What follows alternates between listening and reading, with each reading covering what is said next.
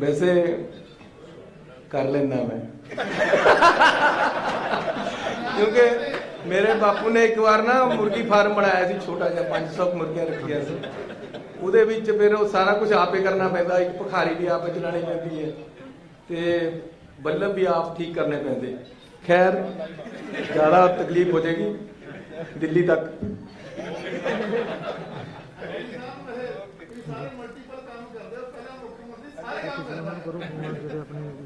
बहुत धन्यवाद ਤੁਹਾਡਾ ਤੁਹਾਡੇ ਚੰਨੀ ਜੀ ਇਹਦੇ ਚ ਸਿਰਫ ਇਹ ਹੈ ਵੀ ਇਹ ਇਨਸਪੀਰੇਸ਼ਨ ਤੁਹਾਡਾ ਇਨਸਪੀਰੇਟਰ ਕੌਣ ਹੈ ਵੀ ਕਿਹਨੂੰ ਇੰਸਪਾਇਰ ਹੁੰਦੇ ਹੋ एक पत्रकार है त्रिलोचन सिंह अजय नहीं इसका मतलब ये भी सारा काम आप करता है अजय मैं कुछ भी नहीं सी कोई सोच भी नहीं सी एक बार गवर्नर साहब ने मिल गए बाहर त्रिलोचन सिंह ते थोड़े 2-3 पत्रकार गल्लां कर रहे सी कि चन्नी सीएम ਦਾ कैंडीडेट हो सकता जब मैं मंत्री ਦਾ कैंडीडेट भी नहीं सी इस करके कहा मैं उन्होंने नाम लिया कि इन्हां दी सोच बहुत अगे तक चली जाती है और जीव का ध्यान रखे जो कह रहे सच हो जाता सो थोड़ा सारिਆਂ ਦਾ बहुत बहुत स्वागत है सब तो पहला आप सारिਆਂ ਨੂੰ पूरे पंजाब च वसदे पंजाबियों ਨੂੰ नवे साल की लख लख बधाई होवे ते मैं कामना करदा मेरी अरदास है मैं गुरुद्वारा साहब विच भी कीती कि पंजाब तरक्कियां ते जावे पंजाब की शान होर उच्ची होवे पंजाबियों के घरां दे विच सुख शांति उन्नति तरक्की आवे सो तुहानूं सारिआं नूं बहुत बहुत शुभकामनावां पंजाब ते पंजाबियों नूं बहुत बहुत शुभकामनावां सत श्री अकाल जी तुहाडा बड़ा धन्नवाद तुसीं सर तुहानूं कह रहा दीवाना जी तुहानूं कह रहा तुहानूं सलाम है बहुत लंबी पत्रकारी तुसीं कीती तुसीं भी अज आए तुहाडा बड़ा धन्नवाद तुसीं देखिआ कि असीं 100 दिनां दे विच जो डिसीजन लए है वो पंजाब दे लोकां वल्लों उन्हां नूं सराहिਆ गया है क्योंकि यह आम लोकां दे हित दे डिसीजन है आम लोकां दीआं जरूरतां पूरीआं कीतीआं जा रहीआं रसोई किवें चलनी है उहदे मसले हल किए गए हैं आम लोग चाहे मिडिल क्लास है चाहे गरीब है चाहे किसान है चाहे दुकानदार है चाहे व्यापारी है चाहे इंडस्ट्रीलिस्ट है उन्हां सारियां दे मसले जो लमक रहे सी उन्हां नूं असीं सही कीता है क्योंकि जो अपने जीवन दे विच मैं गरीबी और मिडिल क्लास दे विच हंडाया जो मुश्किल आम लोगों को आउंदियां असीं उन्हां मुश्किलों का हल कर रहे हैं बिजली दे समझौते जिहड़े पिछली सरकारां ने बिजली बनाउण वालियां दे हक विच कीते होए सी उन्हां नूं असीं रद्द कीता है आम लोगों को बिजली दे बिल दे के पिछे कुछ बचदा नहीं सी लंबे लंबे बिल घरां दे विच आए हुए सी 2 किलोवाट तक दे 51 लाख परिवार है जिन्हां दे असीं बिजली दे पुराने सारे बकाए माफ कीते और उन्हां दे बिलां दे विच लिख के आ गया कि तुहाडा पुराना बकाया पंजाब सरकार ने पे कर दिता है हुण तुहाडा बकाया 0 है तुहानूं कोई देण दी लोड़ नहीं 20 लाख परिवारां नूं फायदा होया है इस तरह पानी दियां टैंकियां पिंडां दे पानी पंचायतां दियां जिहड़ियां टैंकियां लगियां हुई जिहदे नाल पिंड नूं पानी आउंदा उहदे बिल नहीं सी दित्ते जा रहे ऐसी पूरे पंजाब दे पानी दियां टैंकियां दे शहरां दे भी ते पिंडां दे भी बिल दे दित्ते है हुण अगे नूं भी पानी दी जिहड़ी पिंड दी टैंकी है उहदे विच जिहड़ी मोटर लगी हुई है ਉਹਦਾ बिल पिंडां दे विच नहीं जाना पुराना बकाया माफ कर दिता है इस तरह शहरां दे विच अगे नूं बिल नहीं जाना पुराना बकाया माफ कर दिता है ਇਹਦੇ ਨਾਲ 1168 करोड़ रुपया पिंडां दा माफ होया 700 करोड़ रुपया शहरां दा माफ होया ते फ्लैट रेट पानी दा जिहड़ा कि पिंडां दे विच 160 रुपया सी पहलां ਤੇ ਸ਼ਹਿਰਾਂ ਦੇ ਵਿੱਚ 105 ਤੋਂ ਲੈ ਕੇ 250 ਰੁਪਏ ਸੀ, ਅਸੀਂ ਫਲੈਟ ਰੇਟ 50 ਰੁਪਏ ਕਰ ਦਿੱਤਾ ਹੈ। ਸਾਰੀਆਂ ਨੌਕਰੀਆਂ ਦੇ ਵਿੱਚ 10 ਜੇ ਕਿਸੇ ਨੇ ਪੰਜਾਬ 'ਚ ਨੌਕਰੀ ਲੈਣੀ ਹੈ, ਬਾਹਰੋਂ ਆ ਕੇ ਬਹੁਤ ਸਾਰੇ ਲੋਕ ਪੰਜਾਬ ਦੇ ਵਿੱਚ ਮੈਰਿਟ 'ਚ ਆ ਕੇ ਨੌਕਰੀਆਂ ਲੈ ਲੈਂਦੇ, ਪੰਜਾਬੀਆਂ ਨੂੰ ਨਹੀਂ ਮਿਲਦੀਆਂ। ਇਹ ਮਸਲੇ ਦਾ ਹੱਲ ਅਸੀਂ ਇਸ ਤਰ੍ਹਾਂ ਕੀਤਾ ਹੈ ਕਿ 10ਵੀਂ ਤੱਕ ਪੰਜਾਬੀ ਪਹਿਲਾਂ ਪਾਸ ਹੋਈ ਵੀ ਹੋਣੀ ਚਾਹੀਦੀ ਹੈ, ਤਾਂ ਪੰਜਾਬ ਦੇ ਵਿੱਚ ਬੰਦਾ ਨੌਕਰੀ ਕਰ ਸਕਦਾ ਹੈ। ਹੁਣ ਬਾਹਰ ਦੇ ਬੰਦੇ ਆ ਕੇ ਨਹੀਂ ਨੌਕਰੀ ਲੈ ਸਕਦੇ, ਕਿਉਂਕਿ ਸਿੱਧਾ ਇਹ ਕਾਨੂੰਨ ਪਾਸ ਕਰਨਾ ਔਖਾ ਸੀ, ਕਾਨੂੰਨ ਜਿਹੜਾ ਕਨਸਟੀਟਿਊਸ਼ਨ ਦੇ ਉਲਟ ਜਾਂਦਾ ਸੀ।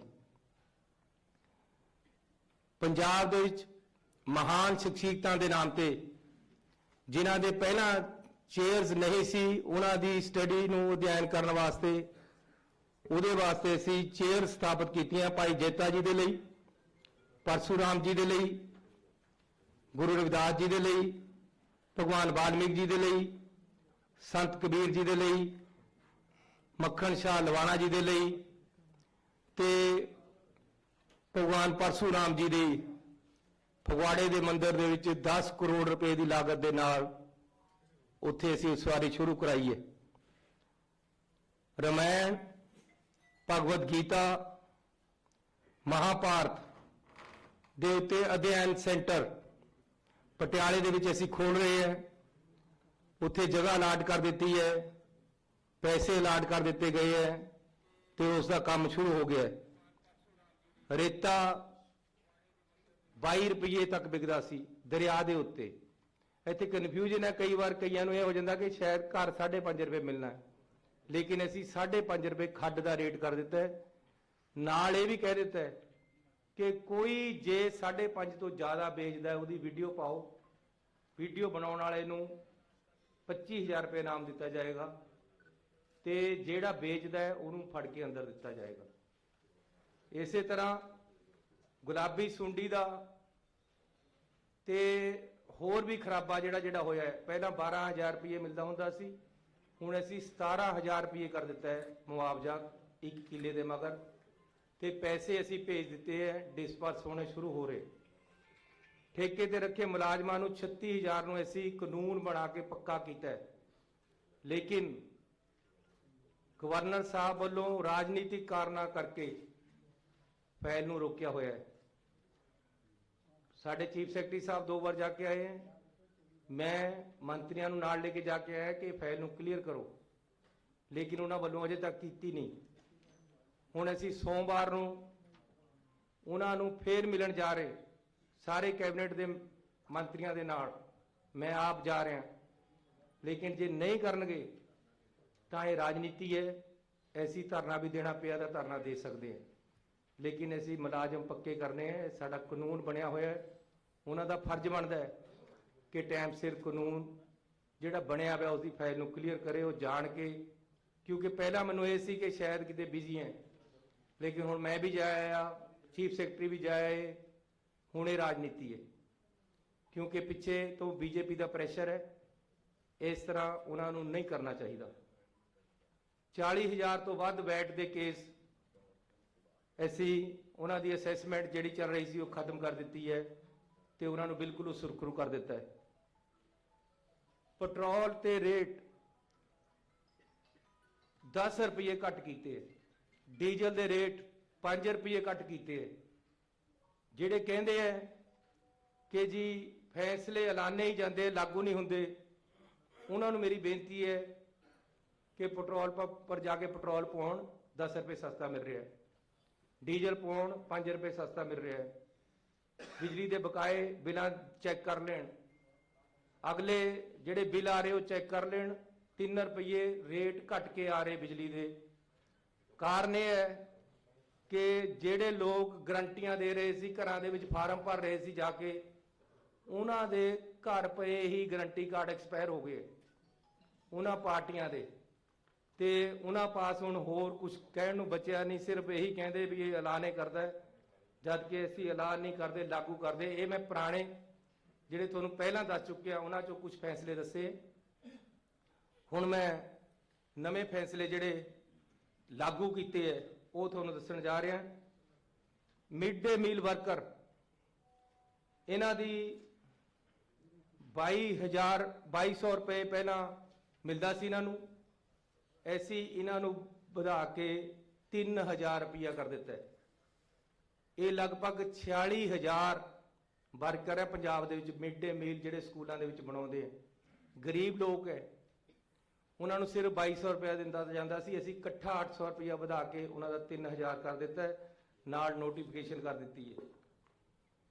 ਇਸੇ ਤਰ੍ਹਾਂ ਇਸ ਮਹੀਨੇ ਤੋਂ ਮਿਲਣ ਲੱਗ ਜਾਏਗਾ ਆਸ਼ਾ ਵਰਕਰ, 21418 ਆਸ਼ਾ ਵਰਕਰ ਹੈ, 42205 ਮਿਡ ਡੇ ਵਰਕਰ ਹੈ।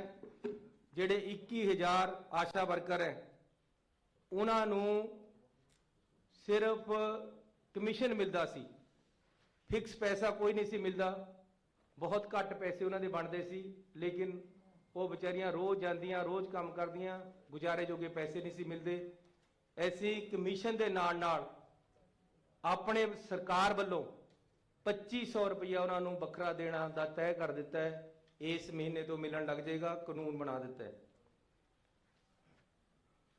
ਪੰਜਾਬ ਦੇ ਵਿੱਚ ਜਨਰਲ ਵਰਗ ਦੇ ਵੀ ਗਰੀਬ ਹੈ, ਗਰੀਬ ਹੈ, ਕਿਸੇ ਜਾਤ ਬਰਾਦਰੀ ਜਾਂ ਧਰਮ ਦਾ ਹੋਵੇ।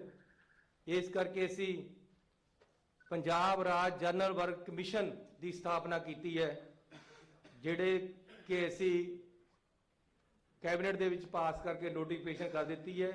ਇਸ ਦੇ ਅਹੁਦੇਦਾਰ ਚੇਅਰਮੈਨ ਵੀ ਲਗਾ ਦਿੱਤਾ ਹੈ, ਬਾਕੀ ਅਹੁਦੇਦਾਰ ਕੁਝ ਦਿਨਾਂ 'ਚ ਲੱਗ ਜਾਣਗੇ।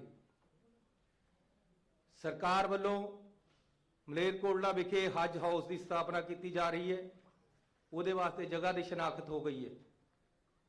ਅਗਲਾ ਫੈਸਲਾ ਜਲ ਸਪਲਾਈ ਅਤੇ ਸੈਨੀਟੇਸ਼ਨ ਵਿਭਾਗ, ਗ੍ਰਾਮ ਪੰਚਾਇਤਾਂ, ਗ੍ਰਾਮ ਪੰਚਾਇਤ ਜਲ ਅਤੇ ਸੈਨੀਟੇਸ਼ਨ ਕਮੇਟੀਆਂ ਵੱਲੋਂ ਸੰਚਾਲਿਤ ਜਲ ਸਪਲਾਈ ਸਕੀਮਾਂ ਦੇ ਖਪਤਕਾਰਾਂ ਦੇ ਪਾਣੀ ਦੇ ਬਿੱਲਾਂ ਦੇ ਬਕਾਏ ਮਾਫ ਕੀਤੇ ਹਨ। ਪਿਛਲੀ ਵਾਰ ਜਦੋਂ ਅਸੀਂ ਫੈਸਲਾ ਕੀਤਾ ਤਾਂ ਅੱਗੇ ਨੂੰ 50 ਰੁਪਏ ਰੇਟ ਕਰਤਾ ਸੀ, ਟੈਂਕੀਆਂ ਦੇ ਬਿੱਲ ਮਾਫ ਕਰਤੇ ਸੀ, ਲੇਕਿਨ ਪਾਣੀ ਦੇ ਬਕਾਏ ਨਹੀਂ ਸੀ ਮਾਫ ਹੋਏ। ਸ਼ਹਿਰਾਂ ਤੇ ਪਿੰਡਾਂ ਦੇ ਉਹਨਾਂ ਦੀ ਅਸੀਂ ਨੋਟੀਫਿਕੇਸ਼ਨ ਕਰਤੀ ਹੈ ਕਿ ਪਾਣੀ ਦੇ ਪੁਰਾਣੇ ਬਕਾਏ, ਚਾਹੇ ਉਹ ਸੀਵਰੇਜ ਦੇ ਪੁਰਾਣੇ ਬਕਾਏ ਤੇ ਪਾਣੀ ਦੇ ਦੋਨਾਂ ਦੇ, ਇਹ ਅਸੀਂ ਟੋਟਲ ਮਾਫ ਕਰ ਦਿੱਤੇ ਹੈ। ਹੁਣ ਇਹ ਅੱਗੇ ਨੂੰ ਜਮ੍ਹਾਂ ਕਰਾਉਣ ਦੀ ਲੋੜ ਨਹੀਂ ਹੈ।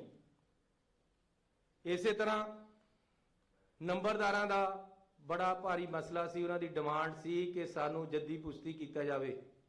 ਅਸੀਂ ਉਸ ਦਾ ਹੱਲ ਕੱਢਿਆ, ਹਾਈ ਕੋਰਟ ਦੀ ਰੋਕ ਹੋਣ ਕਰਕੇ ਅਸੀਂ ਜੱਦੀ ਪੁਸ਼ਤੀ ਸਿੱਧਾ ਨਹੀਂ ਕਰ ਸਕੇ, ਲੇਕਿਨ ਉਹਨਾਂ ਨੂੰ ਅਸੀਂ ਅਲਾਉ ਕਰਤਾ ਹੈ ਕਿ ਸਰਬਰਾਹੀ ਆਪਣੇ ਬੇਟੇ ਨੂੰ 5 ਸਾਲ ਤੱਕ ਦੀ ਦੇ ਸਕਦੇ, ਉਹਦਾ ਐਕਸਪੀਰੀਅੰਸ ਬਣ ਜਾਏਗਾ। 5 ਸਾਲ ਵਾਸਤੇ ਆਪਣੇ ਜਿੰਦੇ ਜੀ ਆਪਣੇ ਮੁੰਡੇ ਨੂੰ ਉਹ ਨੰਬਰਦਾਰ ਬਣਾ ਸਕਦੇ। ਤੇ ਜਦੋਂ ਉਹਨਾਂ ਤੋਂ ਬਾਅਦ ਐਪਲੀਕੇਸ਼ਨਾਂ ਲਈਆਂ ਜਾਣਗੀਆਂ ਤਾਂ ਐਕਸਪੀਰੀਅੰਸ ਨੂੰ ਤਰਜੀਹ ਦਿੱਤੀ ਜਾਏਗੀ। ਜਿਹੜਾ ਉਹ 5 ਸਾਲ ਤੱਕ ਦਾ ਐਕਸਪੀਰੀਅੰਸ ਹੋ ਜਾਏਗਾ, ਉਹਦੇ ਕਰਕੇ ਫਿਰ ਉਹੀ ਬਣੇਗਾ।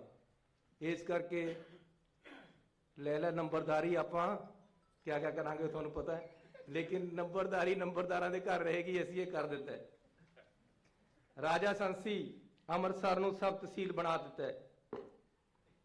ਕੜੂਆ ਮੋਹਾਲੀ ਦੇ ਵਿੱਚ ਮੇਰੇ ਹਲਕੇ ਦਾ ਪਿੰਡ ਹੈ, ਉਹਨੂੰ ਅਸੀਂ ਸਬ ਤਹਿਸੀਲ ਬਣਾਇਆ ਹੈ। ਨੋਟੀਫਿਕੇਸ਼ਨਾਂ ਕਰ ਦਿੱਤੀਆਂ, ਇਹ ਲਾਗੂ ਹੈ ਸਾਰਾ ਕੁਝ। ਤੁਹਾਨੂੰ ਮੈਂ ਇੱਕ ਕਾਪੀ ਦੇ ਦਿੱਤੀ ਹੈ।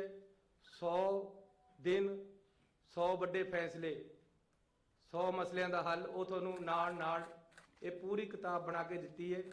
ਇਹਦੇ 'ਚ ਨੋਟੀਫਿਕੇਸ਼ਨ ਵੀ ਲੱਗੀ ਵੀ ਹੈ ਲਾਗੂ ਕਰਨ ਦੀ, ਤੇ ਨਾਲ ਫੈਸਲਾ ਵੀ ਲਿਖਿਆ ਹੋਇਆ ਹੈ। ਜੇ ਕਿਸੇ ਨੂੰ ਵਹਿਮ ਹੈ, ਉਹ ਜਿਹੜੇ ਕਿ ਦੂਸਰੀ ਪਾਰਟੀ ਵਾਲਿਆਂ ਨੂੰ ਹੋ ਸਕਦਾ ਹੈ, ਆਮ ਤੌਰ ਤੇ ਦਿੱਲੀ ਕੱਲੀ ਤੇ ਕਾਲ ਆ ਸਕਦੀ ਹੈ, ਤਾਂ ਤੁਸੀਂ ਉਹਨਾਂ ਨੂੰ ਚੈੱਕ ਕਰਾ ਸਕਦੇ ਹੋ।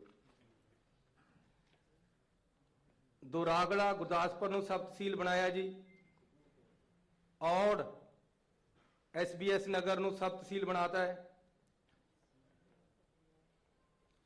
कोविड-19 ਮਹਾਮਾਰੀ ਦੌਰਾਨ ਕੰਟਰੈਕਟ ਕੈਰੇਜ ਵਾਹਨਾਂ, ਧਾਰਮਿਕ ਸੰਸਥਾਵਾਂ ਦੇ ਵਾਹਨਾਂ, ਜਿੰਨੀਆਂ ਧਾਰਮਿਕ ਸੰਸਥਾਵਾਂ ਦੀਆਂ ਗੱਡੀਆਂ ਤੇ ਕੰਟਰੈਕਟ ਕੈਰੇਜ ਵਾਲੀਆਂ ਗੱਡੀਆਂ ਅਤੇ 35 ਸੀਟਰ ਤੱਕ ਦੀਆਂ ਸਟੇਜ ਕੈਰੀਅਰ ਬੱਸਾਂ ਦੇ ਮੋਟਰ ਵਾਹਨਾਂ ਦਾ ਟੈਕਸ ਤੋਂ ਛੂਟ ਦਿੱਤੀ ਗਈ ਹੈ। ਜਿੰਨੀ ਦੇਰ ਕੋਵਿਡ ਦੇ ਵਿੱਚ ਉਹ ਚੱਲੀਆਂ, ਉਹਨਾਂ ਦੇ ਪੁਰਾਣੇ ਟੈਕਸ ਦੇ ਬਕਾਏ ਆ ਜਿਹੜੇ ਉਹ ਮਾਫ ਕੀਤੇ ਗਏ ਆ। ਸਟੇਟ ਕੈਰੇਜ ਬੱਸਾਂ, ਵਿਦਿਅਕ ਅਦਾਰਿਆਂ ਦੀਆਂ ਬੱਸਾਂ ਅਤੇ ਧਾਰਮਿਕ ਸੰਸਥਾਵਾਂ ਦੀਆਂ ਬੱਸਾਂ ਤੇ ਮੋਟਰ ਵਹੀਕਲ ਟੈਕਸ ਤੋਂ ਛੋਟ ਦਿੱਤੀ ਗਈ ਹੈ। ਇਹ ਵੀ ਅਸੀਂ ਨੋਟੀਫਿਕੇਸ਼ਨ ਕਰਤਾ, ਉਹਨਾਂ ਦੇ ਪੁਰਾਣੇ ਟੈਕਸ ਕੋਵਿਡ ਦੇ ਦੌਰਾਨ ਤੇ ਮਾਫ ਕੀਤੇ ਹੈ। ਰਾਜ ਦੇ ਸਾਰੇ ਕਾਲਜ ਵਿਦਿਆਰਥੀਆਂ ਨੂੰ ਮੁਫਤ ਬੱਸ, ਇਹ ਬੜਾ ਜ਼ਰੂਰੀ ਸੀ। ਜਦ ਮੈਂ ਕਾਲਜ ਦੇ ਵਿੱਚ ਪੜ੍ਹਿਆ ਤਾਂ ਸਾਨੂੰ ਪਾਸ ਮਿਲਦੇ ਸੀ, ਥੋੜੇ ਜਿਹੇ ਪੈਸੇ ਦੇ ਕੇ ਪਾਸ ਬਣ ਜਾਂਦਾ ਸੀ, ਬੱਸ ਦਾ ਕਿਰਾਇਆ ਨਹੀਂ ਸੀ ਲੱਗਦਾ, ਸਾਡਾ ਗੁਜ਼ਾਰਾ ਹੋ ਜਾਂਦਾ ਸੀ ਆਉਣ ਜਾਣ ਦਾ। ਹੁਣ ਉਹ ਨਹੀਂ ਹੈ ਸੀ।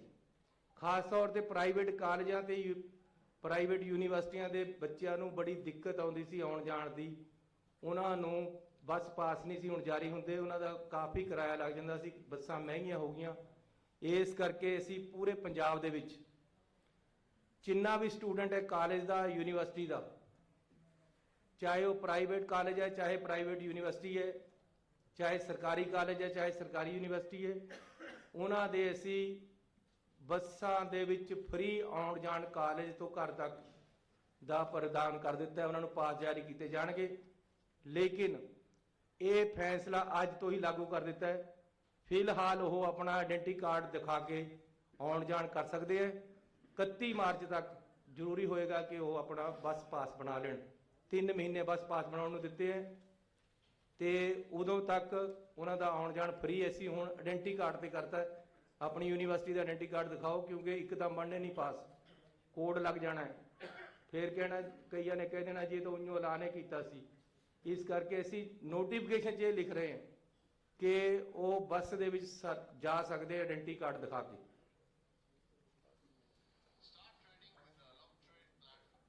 ਮਿਊਨਿਸਪਲ ਸੀਮਾਵਾਂ ਤੋਂ ਬਾਹਰ ਬਣੀਆਂ ਇਕੱਲੀਆਂ ਇਮਾਰਤਾਂ ਨੂੰ ਜਿਉਂ ਦਾ ਤਿਉਂ ਨਿਯਮਿਤ ਕੀਤਾ ਹੈ।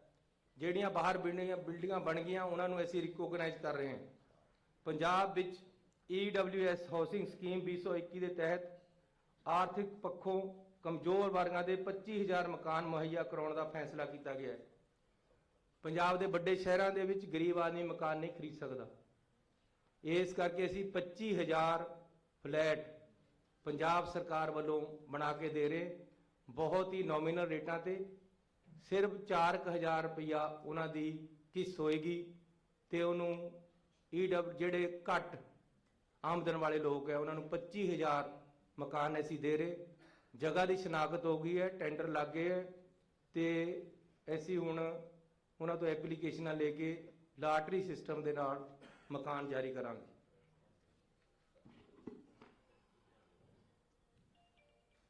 ਪੰਜਾਬ ਅਪਾਰਟਮੈਂਟ ਅਤੇ ਪ੍ਰਾਪਰਟੀ ਰੈਗੂਲੇਸ਼ਨ ਐਕਟ 1995 ਤਹਿਤ ਅਪਰਾਧਾਂ ਨੂੰ ਕੰਪਾਊਂਡ ਕਰਨ ਲਈ ਧਾਰਾ 38 ਅਧੀਨ ਸ਼ਰਤਾਂ ਤੇ ਪਾਬੰਦੀਆਂ ਨੂੰ ਦਰਸਾਉਂਦੇ ਨਿਯਮ ਸ਼ਾਮਲ ਕੀਤੇ ਹੈ। ਇਹ ਜਿਹੜਾ ਸਾਡਾ ਪੁੱਡਾ ਹੈ ਉਹਦੇ ਵਿੱਚ ਰਿਲੈਕਸੇਸ਼ਨਾਂ ਦਿੱਤੀਆਂ ਗਈਆਂ ਤੇ ਰਾਜ ਵਿੱਚ ਡਿਵੈਲਪਰਾਂ ਨੂੰ ਵਿਆਜ ਵਿੱਚ ਰਾਹਤ 10% ਤੋਂ ਸਧਾਰਨ ਵਿਆਜ ਦਰ ਅਤੇ 3% ਵਾਧੂ ਜੁਰਮਾਨਾ ਵਿਆਜ ਦਰ ਘਟਾ ਕੇ 8.5% ਕਰ ਦਿੱਤੀ ਗਈ ਹੈ। ਇਹ ਵੀ ਪੁੱਡਾ ਨਾਲ ਰਿਲੇਟਡ ਹੈ। ਜਿਹੜੇ ਉਹਨਾਂ ਦੇ ਵਿਆਜ ਦਿੰਦੇ ਸੀ ਉਹ ਅਸੀਂ ਵਿਆਜ ਘੱਟ ਕੀਤੇ ਹੈ। ਰਾਜ ਵਿੱਚ ਡਿਵੈਲਪਰਾਂ ਨੂੰ ਵਿਆਜ ਵਿੱਚ ਰਾਹਤ ਨਵੇਂ ਪ੍ਰੋਜੈਕਟਾਂ ਲਈ ਵਿਆਜ ਦਰ 10% ਤੋਂ ਘਟਾ ਕੇ 7.5% ਕਰ ਦਿੱਤੀ ਹੈ। ਇਹ ਵੀ ਪੁੱਡਾ ਦਾ ਹੈ। ਅਰਬਨ ਸਟੇਟ ਫੇਜ਼ 2 ਅਤੇ 3 ਬਠਿੰਡਾ ਵਿਖੇ BDA ਜ਼ਮੀਨ ਦੇ ਮੌਜੂਦਾ ਕਬਜ਼ਕਾਰਾਂ ਨੂੰ ਜਿਉਂ ਦਾ ਤਿਉਂ ਦੇ ਆਧਾਰ ਤੇ ਐਡਜਸਟ ਕੀਤਾ ਜਾ ਰਿਹਾ ਹੈ। ਇਹ ਵੀ ਪੁੱਡਾ ਵੱਲੋਂ ਅਸੀਂ ਕਰ ਰਹੇ ਹਾਂ।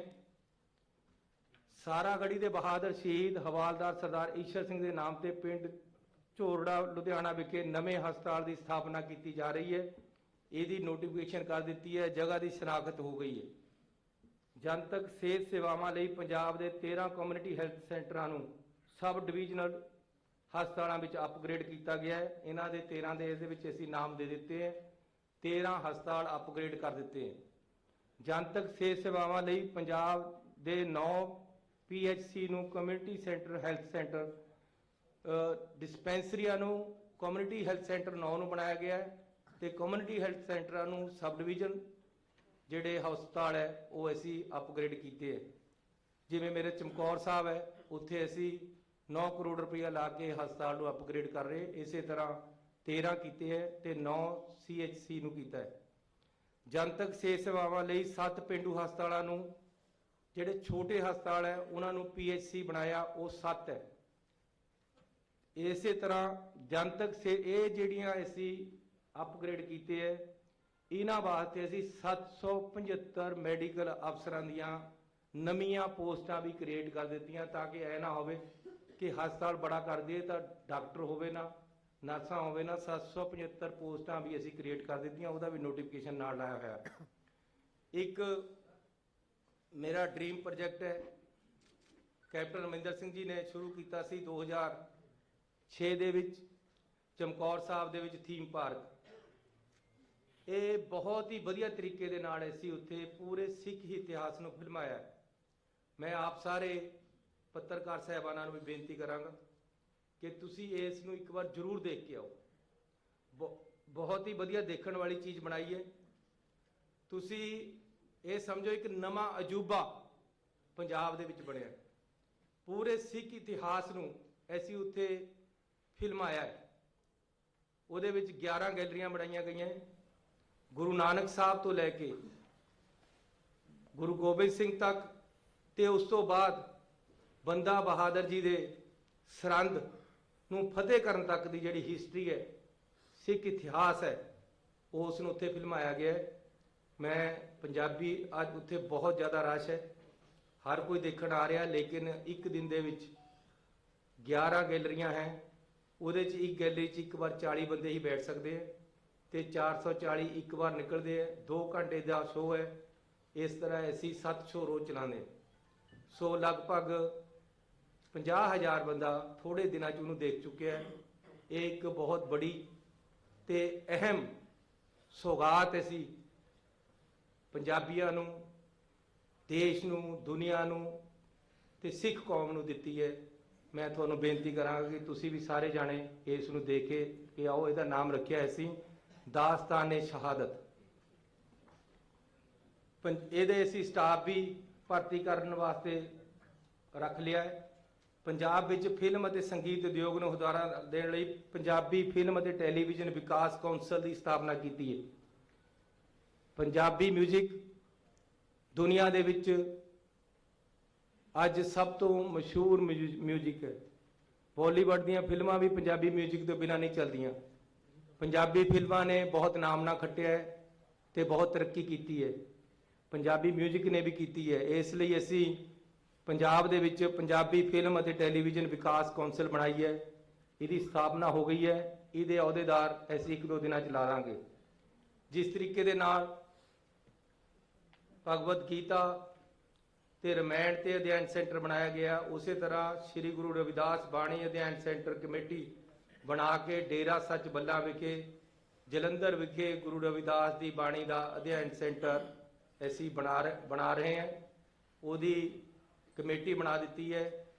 ਜ਼ਮੀਨ ਲੈਣ ਲਈ ਉਹਨਾਂ ਨੂੰ ਅਸੀਂ 25 ਕਰੋੜ ਰੁਪਇਆ ਦੇ ਦਿੱਤਾ ਹੈ। ਇਸੇ ਤਰ੍ਹਾਂ ਵਾਲਮੀਕ ਜੀ ਦਾ ਪਨੋਰਮਾ ਵਾਲਮੀਕ ਸਥਲ ਅੰਮ੍ਰਿਤਸਰ ਵਿਖੇ ਤਿਆਰ ਕੀਤਾ ਜਾ ਰਿਹਾ ਹੈ। ਖੇਤੀਬਾੜੀ ਸਾਲ 22-23 ਲਈ ਅਨਾਜ ਦੀ ਢੋਆ ਢੁਆਈ ਲਈ ਸੋਧੀ ਪਾਲਿਸੀ ਨੂੰ ਲਾਗੂ ਕਰ ਦਿੱਤਾ ਹੈ।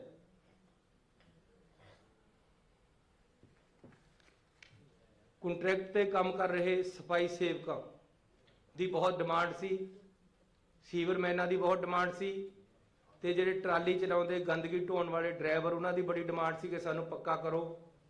ਅਸੀਂ ਨੋਟੀਫਿਕੇਸ਼ਨ ਕਰ ਦਿੱਤਾ ਹੈ। ਮਿਊਨਿਸਪਲ ਕਮੇਟੀਆਂ ਦੇ ਮਤੇ ਆ ਗਏ ਹੈ। ਲੁਧਿਆਣੇ ਦੇ ਵਿੱਚ 2400 ਬੰਦਾ ਪੱਕਾ ਹੋਇਆ ਹੈ ਤੇ ਹਰ ਸ਼ਹਿਰ ਦੇ ਜਿਹੜੇ ਸੀਵਰਮੈਨ ਤੇ ਸਫਾਈ ਕਰਮਚਾਰੀ ਹੈ ਉਹਨਾਂ ਨੂੰ ਅਸੀਂ ਪੱਕਾ ਕਰ ਰਹੇ ਹਾਂ। ਬਹੁਤੇ ਜ਼ਿਆਦਾ ਹੋ ਚੁੱਕੇ ਹੈ। ਡਾਇਰੈਕਟੋਰੇਟ ਆਫ ਇੰਡਸਟਰੀ ਤੋਂ ਪ੍ਰਾਪਤ ਹੋਏ ਪਲਾਟਾਂ ਦੇ ਡਿਫਾਲਟਰਾਂ ਲਈ ਇੱਕ ਮੁਕਤ ਸਮਝੌਤਾ ਸਕੀਮ ਅਸੀਂ ਲਾਗੂ ਕੀਤੀ ਹੈ। ਪੰਜਾਬ ਲਘੂ ਉਦਯੋਗ ਅਤੇ ਨਿਰਯਾਤ ਕਾਰਪੋਰੇਸ਼ਨ ਅਧੀਨ ਫੋਕਲ ਪੁਆਇੰਟਾਂ ਵਿੱਚ ਡਿਫਾਲਟਰ ਪਲਾਟਾਂ ਲਈ ਇਹ ਇੱਕ ਮੁਕਤ ਸਮਝੌਤਾ ਸਕੀਮ ਲਾਗੂ ਕੀਤੀ ਹੈ। ਸਰਕਾਰੀ ਏਡਡ ਕਾਲਜਾਂ ਵਿੱਚ ਸਹਾਇਕ ਪ੍ਰੋਫੈਸਰਾਂ ਅਤੇ ਨਾਨ ਟੀਚਿੰਗ ਸਟਾਫ ਦੀਆਂ 1925 ਅਸਾਮੀਆਂ ਰੈਗੂਲਰ ਕੀਤੀਆਂ। ਇਹਦਾ ਕਾਰਨ ਇਹ ਹੈ ਕਿ ਮੈਂ ਵੀ ਏਡਡ ਸਕੂਲ ਦੇ ਵਿੱਚ ਪੜ੍ਹਿਆ, ਖਾਲਸਾ ਸਕੂਲ ਖਰੜ। ਕਿਤੇ ਐ ਨਾ ਉਹ ਕਹਿ ਦੇਣ ਯਾਰ ਇਹ ਹੁਣ ਇੱਥੇ ਵੀ ਪੜ੍ਹਿਆ ਇਹ ਵੀ ਹੋ ਜਾਏਗਾ। ਲੇਕਿਨ ਮੈਂ ਖਾਲਸਾ ਸਕੂਲ ਖਰੜ ਦੇ ਵਿੱਚ 6ਵੀਂ ਤੋਂ 11ਵੀਂ ਤੱਕ ਪੜ੍ਹਿਆ। ਏਡਡ ਸਕੂਲ ਮਰ ਰਹੇ ਸੀ, ਇਹਨਾਂ ਦੇ ਟੀਚਰਾਂ ਦੀਆਂ ਪੋਸਟਾਂ ਖਤਮ। ਇਹ ਸੀ ਵੀ ਜਿਹੜਾ ਰਿਟਾਇਰ ਹੋ ਗਿਆ ਗਈ ਪੋਸਟ ਵੀ ਨਾਲੇ ਗਈ। ਇਹ ਅਸੀਂ ਰਿਵਾਈਵ ਕਰਤਾ ਹੈ ਸਾਰਾ ਕੁਝ, ਇਹਨਾਂ ਨੂੰ ਮੁੜ ਤੋਂ ਸੁਰਜੀਤ ਕਰ ਦਿੱਤਾ ਹੈ। ਜਿਹੜੇ ਏਡਡ ਸਕੂਲ ਹੈ। ਸਰਹਾਲਾ, ਰਣੂਆ, ਬੰਗਾ ਵਿਖੇ ਸਰਕਾਰੀ ਕਾਲਜ ਖੋਲ੍ਹਿਆ ਗਿਆ ਹੈ। ਆਦਮਪੁਰ, ਜਲੰਧਰ ਵਿਖੇ ਸ਼੍ਰੀ ਕਾਂਸ਼ੀ ਰਾਮ ਜੀ ਜਿਨ੍ਹਾਂ ਨੇ BSP ਪਾਰਟੀ ਬਣਾਈ, ਉਹਨਾਂ ਦੇ ਨਾਮ ਤੇ ਅਸੀਂ ਸਰਕਾਰੀ ਕਾਲਜ ਖੋਲ ਰਹੇ ਹਾਂ। ਜਗ੍ਹਾ ਦੀ ਸ਼ਨਾਖਤ ਹੋ ਗਈ ਹੈ, ਸਰਕਾਰ ਨੇ ਫੈਸਲਾ ਲੈ ਲਿਆ ਹੈ, ਪੈਸੇ ਵੱਖਰੇ ਅਲਾਟ ਕਰ ਦਿੱਤੇ ਗਏ ਹੈ। ਸ਼੍ਰੀ ਕਾਂਸ਼ੀ ਰਾਮ ਸਰਕਾਰੀ ਕਾਲਜ ਆਦਮਪੁਰ। ਸਾਰੇ ਪ੍ਰਾਈਵੇਟ ਏਡਡ ਸਕੂਲਾਂ ਅਤੇ ਕਾਲਜਾਂ ਲਈ 6ਵਾਂ ਪੇ ਕਮਿਸ਼ਨ ਲਾਗੂ ਕੀਤਾ ਹੈ। ਲਖਮੀਪੁਰ ਖੀਰੀ ਦੇ ਮੰਦਭਾਗੀ ਘਟਨਾ ਵਿੱਚ ਮਾਰੇ ਗਏ 4 ਕਿਸਾਨਾਂ ਨੂੰ ਤੇ ਇੱਕ ਪੱਤਰਕਾਰ ਨੂੰ 50-50 ਲੱਖ ਰੁਪਏ ਦੀ ਗ੍ਰਾਂਟ ਭੇਜੀ ਗਈ ਹੈ। 3 ਕਾਲੇ ਖੇਤੀ ਕਾਨੂੰਨਾਂ ਦੇ ਵਿਰੋਧ ਵਿੱਚ ਸ਼ਹੀਦ ਹੋਏ ਬਹਾਦਰ ਕਿਸਾਨਾਂ ਦੀ ਯਾਦ ਨੂੰ ਸਮਰਪਿਤ ਕਿਸਾਨ ਸਮਾਰਕ ਬਣਾਉਣ ਦਾ ਫੈਸਲਾ ਕੀਤਾ ਹੈ। ਕਿਸਾਨ ਯੂਨੀਅਨ ਆਈਆਂ ਸੀ, ਉਹਨਾਂ ਨੂੰ ਅਸੀਂ ਬੇਨਤੀ ਕੀਤੀ ਹੈ ਤੁਸੀਂ ਦੱਸ ਦਿਓ ਕਿੱਥੇ ਬਣਾਉਣੀਆਂ, ਲੇਕਿਨ ਅਸੀਂ ਗਿੱਦੜਬਾਹੇ 'ਚ 5 ਏਕੜ ਜਗ੍ਹਾ ਦੇਖ ਲਈ ਹੈ।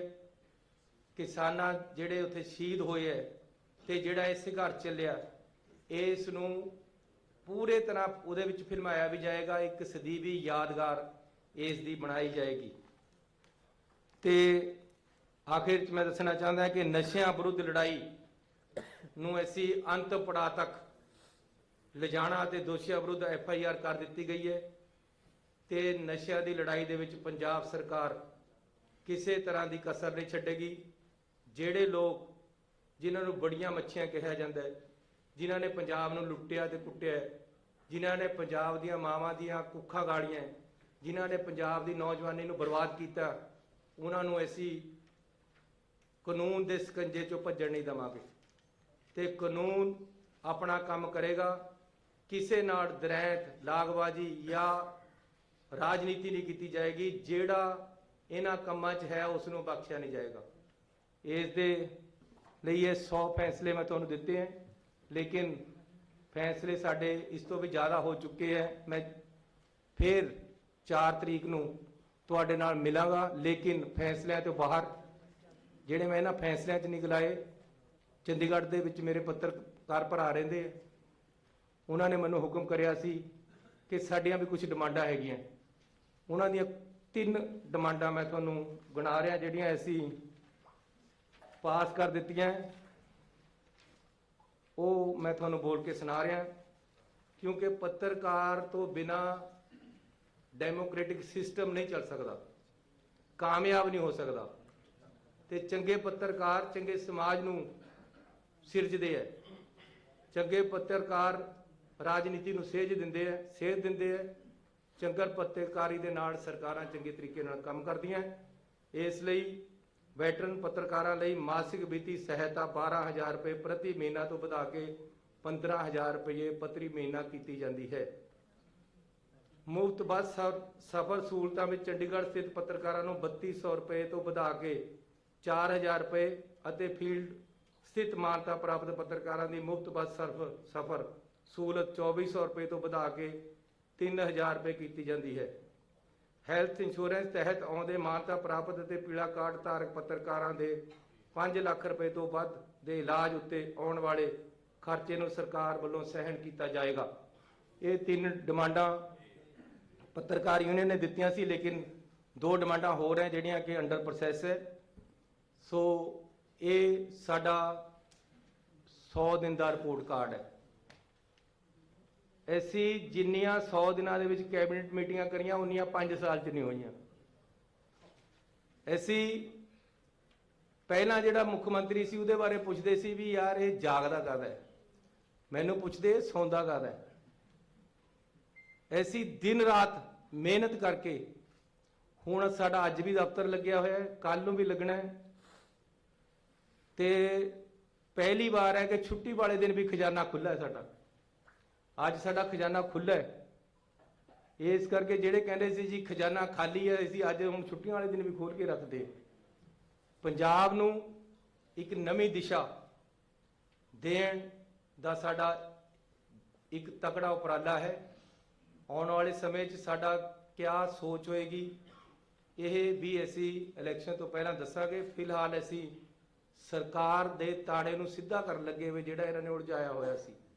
ਹੁਣ ਅਸੀਂ ਸਿੱਧੀ ਗੱਡੀ ਤੋਰ ਲਈ। 842 ਨਵੀਆਂ ਬੱਸਾਂ ਪਾਈਆਂ ਮੈਂ ਉਸ ਦਿਨ ਕਿਹਾ ਸੀ ਯਾਰ ਇਹ ਕਹਿੰਦੇ ਜੀ ਇਹ ਮੱਝਾਂ ਵੀ ਚੋ ਲੈਂਦਾ, ਇਹ ਕਹਿੰਦੇ ਜੀ ਇਹ ਰਿਕਸ਼ਾ ਵੀ ਚਲਾ ਲੈਂਦਾ। ਮੈਂ ਕਿਹਾ ਮੈਂ ਅੱਜ ਦਿਖਾ ਰਵਾਂਗੇ ਮੈਂ ਬੱਸ ਵੀ ਚਲਾ ਲੈਂਦਾ।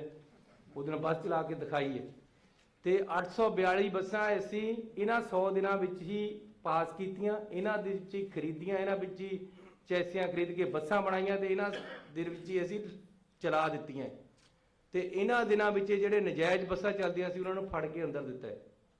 ਇਸ ਕਰਕੇ ਅਸੀਂ ਪਾਰਦਰਸ਼ੀ ਸਰਕਾਰ ਦੇਣੀ ਹੈ, ਕਰਪਸ਼ਨ ਰਹਿਤ ਸਰਕਾਰ ਦੇਣੀ ਹੈ। ਬਹੁਤ ਸਾਰੇ ਬੰਦਿਆਂ ਨੂੰ ਅਸੀਂ ਫੜ ਕੇ ਅੰਦਰ ਕੀਤਾ ਹੈ ਜਿਹੜੇ ਕਰਪਸ਼ਨ ਕਰਦੇ ਹੈ, ਨਸ਼ੇ ਵੇਚਣ ਵਾਲਿਆਂ ਦੇ ਪਿੱਛੇ ਪਏ ਹੈ।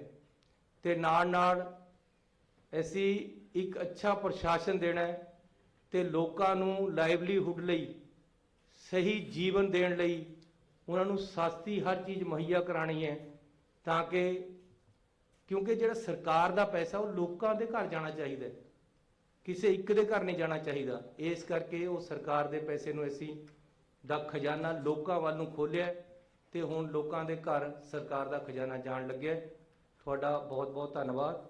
ਨਵੇਂ ਸਾਲ ਦੀ ਤੁਹਾਨੂੰ ਬਹੁਤ ਬਹੁਤ ਵਧਾਈ ਹੋਵੇ। ਸਨੀ ਸਾਹਿਬ, ਮੇਰਾ ਇੱਕ ਸਵਾਲ ਹੈ ਕਿ ਤੁਸੀਂ ਕਹਿ ਰਹੇ ਹੋ ਕਿ ਦਿਨ ਰਾਤ ਕੰਮ ਕਰ ਰਹੀ ਹੈ ਸਰਕਾਰ, ਖਜ਼ਾਨੇ ਖੁੱਲ ਗਏ ਹੈ, ਸਿੱਧੇ ਰਾਹ ਵੀ ਪੈ ਗਈ ਹੈ ਬਸ।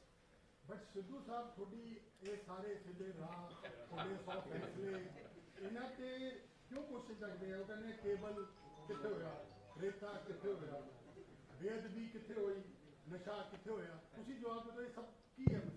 और ये बुकलेट भी आपने चेक कराई थी? ਹਾਂ, ਇਹ ਬੁਕਲੇਟ ਵੀ ਚੈੱਕ ਕਰਾ ਲਿਓ। ਦੇਖੋ ਮੈਂ ਫੇਰ ਕਹਿ ਰਿਹਾ ਕਿ ਰੇਤਾ 5.5 ਰੁਪਏ ਦਰਿਆ ਦੇ ਵਿਕਦਾ ਹੈ, ਖੱਡ ਤੇ ਵਿਕਦਾ ਹੈ।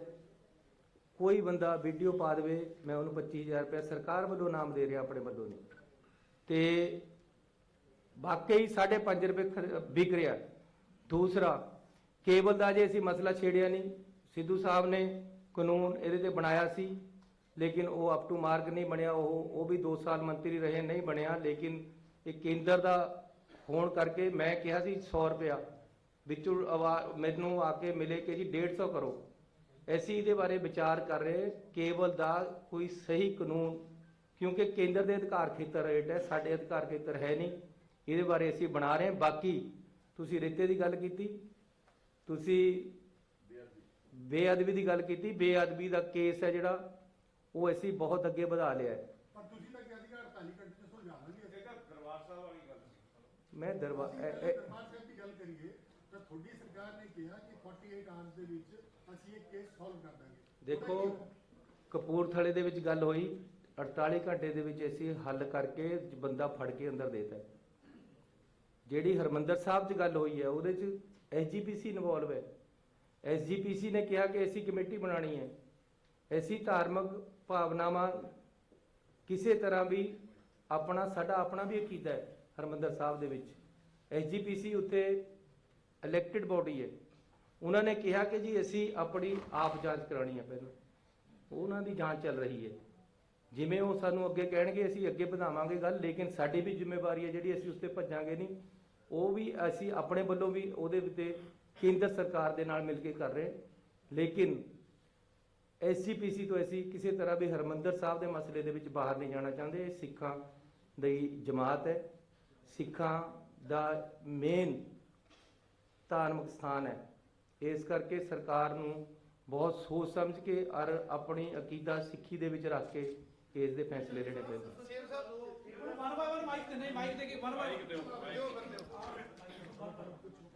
ਮੇਰੀ ਆਵਾਜ਼ ਹੀ ਬਹੁਤ ਵਧੀਆ ਹੈ। ਚੰਨੀ ਸਾਹਿਬ, ਉਹ ਜਿਹੜੀ ਇਸ ਵਿੱਚ ਗੱਲ ਕੀ ਹੈ, ਜਿਹੜਾ ਤੁਸੀਂ 100 ਸਾਲ 'ਚ ਵਧੀਆ ਕੰਮ ਕੀਤਾ, ਵਧੀਆ ਫੈਸਲੇ ਕੀਤੇ, 100 ਦਿਨ 'ਚ ਚਲੋ 100 ਤੱਕ ਤੇ ਇਹ 100 ਦਿਨਾਂ ਦੇ ਵਿੱਚ ਜੀਓ ਹਜ਼ਾਰੋਂ ਸਾਲ। ਹਾਂਜੀ ਥੈਂਕ ਯੂ ਜੀ। ਗੱਲ ਇਹ ਹੈ ਕਿ ਵੀ ਹਰ ਵਾਰ ਤੁਹਾਡੇ ਕੰਮ ਨੂੰ ਲੈ ਕੇ, ਕਿਉਂਕਿ ਤੁਹਾਡਾ ਤੁਸੀਂ ਨਾਲ ਨੋਟੀਫਿਕੇਸ਼ਨ ਦਿਖਾ ਰਹੇ ਹੋ ਕੀ ਹੋ ਰਿਹਾ ਹੈ, ਲੇਕਿਨ ਦੂਜੇ ਪਾਸੇ ਇਲੈਕਸ਼ਨ ਮੋਡ ਸਿਰ ਤੇ ਖੜੀ ਹੈ, ਕਿਉਂਕਿ ਕਿਸੇ ਟਾਈਮ ਵੀ ਜਿਹੜਾ ਕੋਡ ਆਫ ਕੰਡਕਟ ਲੱਗ ਸਕਦਾ ਹੈ।